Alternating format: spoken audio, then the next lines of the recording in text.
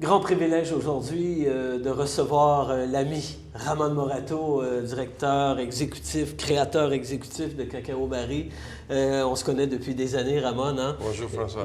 Merci d'être là. Le plaisir, c'est à moi d'être ici. Non, mais c'est privilège de te recevoir au Chartier Lab pour pouvoir présenter le travail qu'on a fait de notre côté par rapport à découvrir quels sont les ingrédients qui partagent les mêmes molécules dominantes, donc de créer une carte aromatique, un toolbox comme on dit en bon français, un toolbox pour les créateurs comme toi et tous les amateurs de chocolat, les créateurs, les chocolate masters, les pâtissiers de ce monde, dans le meilleur des mondes. Et donc de partager ça, tout ça inspiré de ce nouveau chocolat incroyable qui est Evocao All Fruit Chocolate. On peut parler de ce chocolat, c'est hallucinant. Hein? Oui. Et laissez-moi dire, François, que le travail que vous nous amenez, la possibilité d'avoir une carte aromatique, oui. Ou une carte d'inspiration avec tous les différents pairings ou tous les différents matchings pour notre chocolat, c'est vraiment, ça nous ouvre la porte à la créativité. Et pour nous, c'est vraiment un outil, je dirais, indispensable dans notre métier. Donc, bravo pour tout ce que vous faites pour nous. Tu sais, moi, mon plus grand plaisir, c'est de travailler avec les chefs depuis 35 ans et de pouvoir avoir cet outil-là à partager avec les chefs. Mais comme je dis toujours, ça, la carte qu'on a créée avec le Evocao, comme tous les autres chocolats qu'on a travaillé chez Cacao Barry depuis 7-8 ans, donc ce sont des maps d'autoroute. Hein? Tous les chemins mènent à Rome. Alors, mais c'est à vous, c'est pas à moi, c'est à vous de choisir quel chemin, avec votre intuition, vos qualités, votre expérience, votre culture, quel chemin on va aller. Il y en a, ils vont dire, ah tiens, la rose, le poivre rose, et ce chocolat, ça m'inspire. Un autre va dire, ben non, moi la rose, ça m'intéresse pas. Par contre, les graines de cardamome avec le gingembre ou avec les baies de Genève, j'avais pas pensé. Hein? Tout ça est... D'ici, François, à chaque fois que ça m'arrive le nom Chartier, j'associe Chartier à la créativité. Parce que on a collaboré plusieurs fois déjà. Oui. Mais je me souviens qu'à chaque fois qu'on collabore, à chaque fois, nous, on est capable de sortir quelque chose de différent. Parce que vous nous faisiez sortir de notre zone de confort. Je me souviens quand on a fait les bonbons à l'huile d'olive, les basilic et des choses. Donc, à chaque fois qu'on collabore, moi, je suis toujours un peu stressé de dire qu'est-ce qui va sortir. Qu'est-ce qui va arriver? Bon. J'ai envie qu'on fasse une expérience pour débuter avant de goûter quelques trucs puis d'en parler. Tu me dis, puis tu étais très ému, l'expérience ultime, c'est de déguster la pulpe directement, la fève entourée de pulpe et de goûter le chocolat après. Donc, on devrait faire ça, puis on va sentir cette émotion-là. Je te laisse prendre avec les doigts directement. On a une napkin, on pourra voilà, on fait la même chose, tous les deux en même temps. Tu vois ce fruit-là, direct à l'attaque.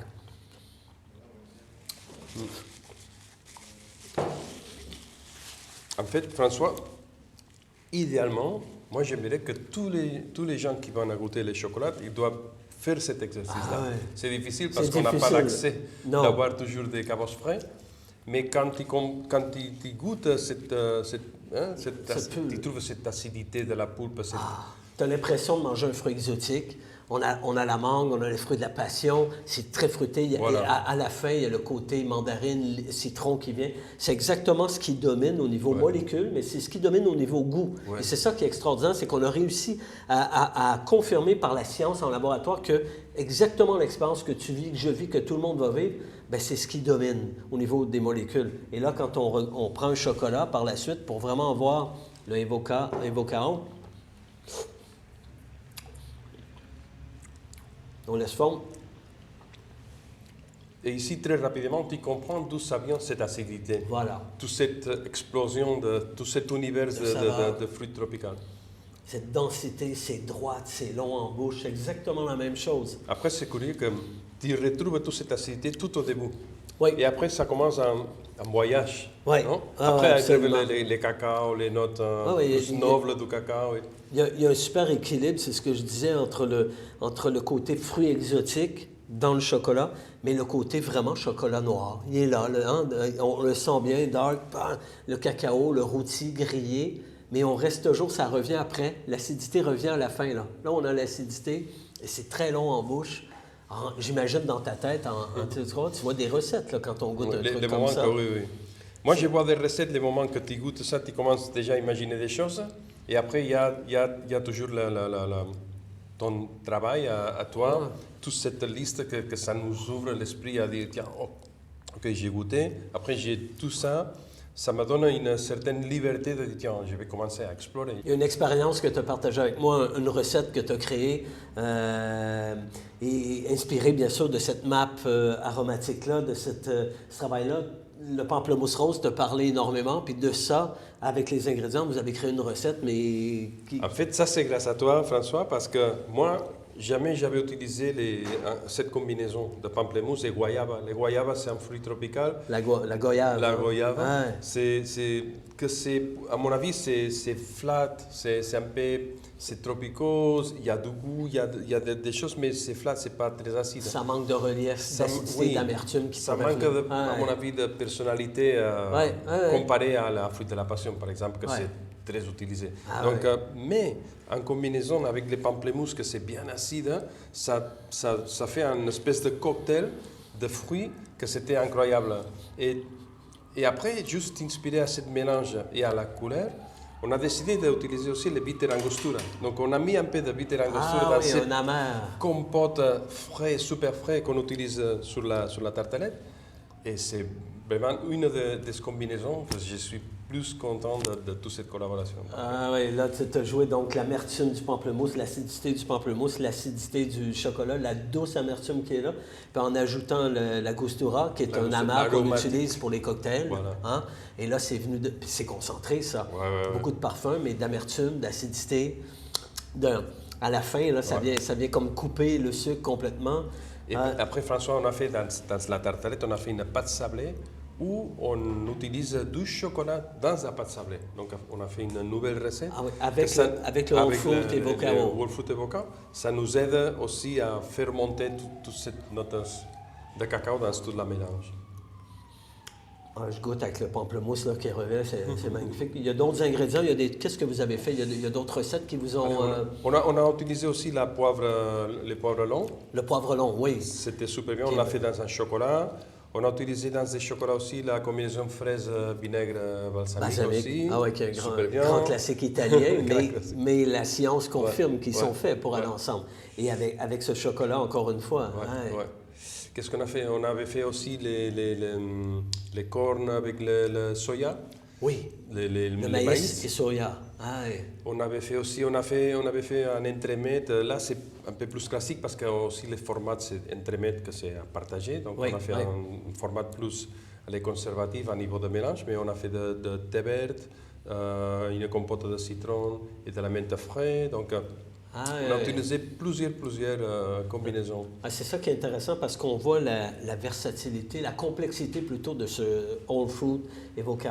C'est qu'on peut passer des ingrédients qui partagent les mêmes molécules, de la menthe au citron, au balsamique et à la fraise, qui sont comme deux mondes complètement opposés. Pourtant, ils ne le sont pas parce que les molécules donc, sont vraiment dominantes dans ce chocolat.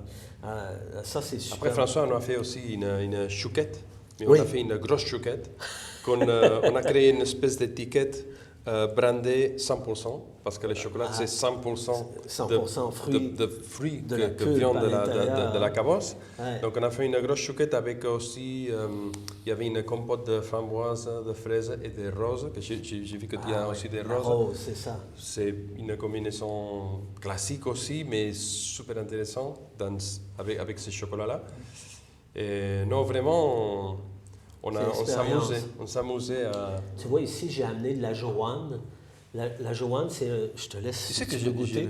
Jamais j'ai utilisé la joanne. La joanne est très utilisée au Moyen-Orient, donc pour les pains et dans les pâtisseries. La joanne, c'est la même famille que le thym, est riche en thymol.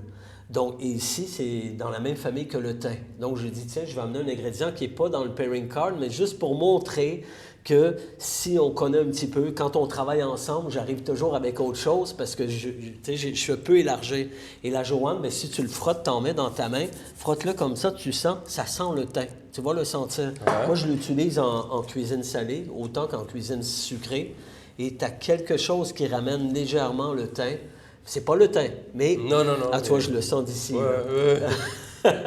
Donc, il y a beaucoup d'espace pour pour laisser exprimer sa propre signature, sa propre identité de chef en travaillant avec une map comme ça, aromatique, en travaillant, en s'amusant et en allant où on veut. Et c'est ça, je pense, le message, c'est qu'on a un grand chocolat et qu'il y a une complexité incroyable. Et là, il suffit juste de... Après, tu sais, François, parce que dans ce chocolat, il y a aussi toute une histoire de recyclage, de donner plus de valeur aux produits, même pour les planteurs, pour tout le monde. Donc nous, on a essayé aussi de retravailler tout ça à partir aussi des ingrédients qu'on a mélangés avec notre chocolat. Donc on a utilisé une farine de kilomètre zéro, des amis qui sont juste à côté de où nous sommes placés. On a essayé de travailler avec des ingrédients aussi, avec des valeurs. D'être sustainable, d'être complètement sustainable. Donc et aussi, un peu, on a aussi travaillé dans la direction un peu de moins de sucre, de moins gras, ou de matières grasses mieux. Donc, par exemple, on a fait un brioche à l'huile d'olive. On a fait un brioche, le brioche, la brioche, c'est tout vert. Donc, on a fait une version à l'huile d'olive, aussi avec de l'orange, avec la fleur d'oranger. Et l'huile fleur d'oranger qui ici, et l'huile d'olive qui est sur la même piste aromatique aussi que ce chocolat. Donc, encore une fois, les Vocao se donnent énormément. Et j'aime beaucoup l'idée d'essayer de travailler localement, comme ce qui a été fait ici, de tout récupérer. Et il n'y a pas de sucre ajouté. Tu parlais de sucre, mais il n'y a pas de sucre ajouté. C'est la pulpe qui fournit le sucre. C'est le procédé d'élaboration naturelle qui fournit ce sucre-là. Je pense que là, c'est facile de lier ça. Tu vois, j'y avais pas pensé, mais tu as vraiment lié ça directement à essayer de travailler localement ce que tu as alentour, ici où tu es. Mais tout le monde peut faire la même chose. Tout dépend du pays où on est. Quels sont les ingrédients? Encore une fois, la liste des ingrédients complémentaires, elle est très large parce que beaucoup d'ingrédients partagent la complexité de ce grand chocolat Evocao. Et là, après ça, il y a un monde de possibles. Et il y a même le saké, si tu as envie. Il y a même le saké Junmai qui va avec ça. Donc, on peut créer des mariages avec une bière IPA, avec un saké Junmai, peu importe le saké Junmai. Ici, c'est le Tanaka 1789, mais un Junmai, et vous allez être dans la même piste aromatique.